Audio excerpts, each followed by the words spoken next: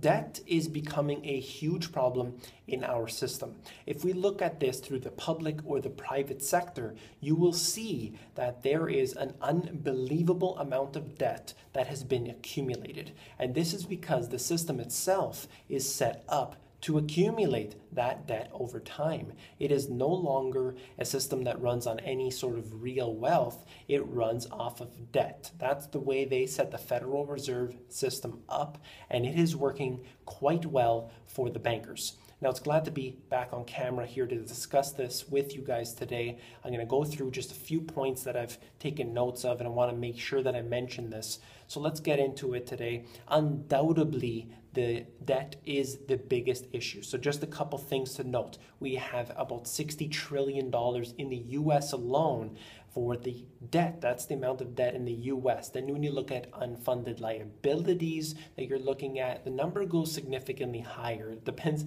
how much you really want to include. When you include it all, the fact remains is that it cannot be paid back. When you look at the derivatives bubble that has been created, it is the most conservative estimate being $700 trillion. That is significantly higher than the GDP of the entire world. It can't be paid back. It has to be collapsed. That is the only way to do this. And in any crisis, they always look for the opportunity. And that's what we need to worry about, because they're smart at this, I assure you.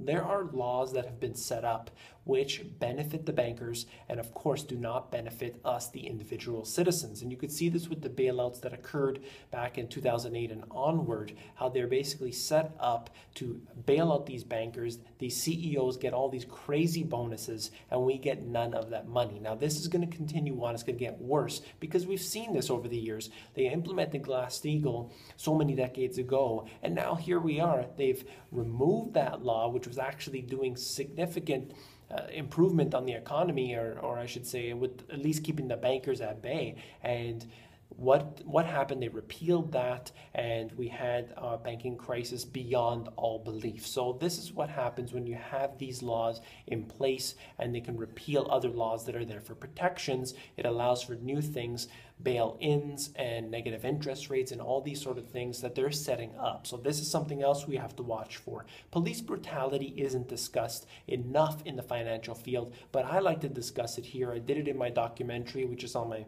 main channel page, and you could see how the police are being set up as enforcers for this new world order that is being set up for us. They are enforcing the laws that may be in fact criminal, and there they are. They may be innocent, they may be nice guys, but unfortunately the majority of them are being hired specifically for this action, which continues to take place all around the US in particular, but it is all around the world. I faced it myself here at the G20 in Toronto, and you could see that happening. Police brutality becoming more of a factor, and other goons that are being hired, and which is quite unfortunate for the honest individuals that are just trying to do their job. We also have a decadent society, and this has been something that has been really, really getting on my nerves, because the society is basically just going out there and they just basically using everything they can. They use and abuse their everything they've been given, and they have the welfare system being used, the food stamp system, and that's sort of where it extends on. But you have people watching anywhere between 4 and 10 hours of TV a day, video games for the same amount of time. This is going on, and they're basically just using themselves up to a certain maximum, and this will obviously become a problem with my next point, the media and propaganda. Because they're in front of that television set for, let's say, 4 hours per day, they're being bombarded with all this propaganda that is being sent out there by the enemies, essentially, the criminals, and we are basically going to take that all in, or at least some of it, and it will affect the way that we perceive the world. So when we see a banker getting a bailout of $100 billion, and then they use that to buy luxury items, or use that for their CEO bonus or whatever it might be, we're a little bit not even hesitant to worry about this. We don't even think about it. It isn't a concern for us. Why? Because we're mesmerized by the propaganda. Just let the politicians handle it. Don't worry. Don't speak up. It isn't really good if you speak up, and so on and so forth. You see where I'm going with that. And that's why they can't fight back. But you and I, we can. We can speak up about it, and it is very important to do so.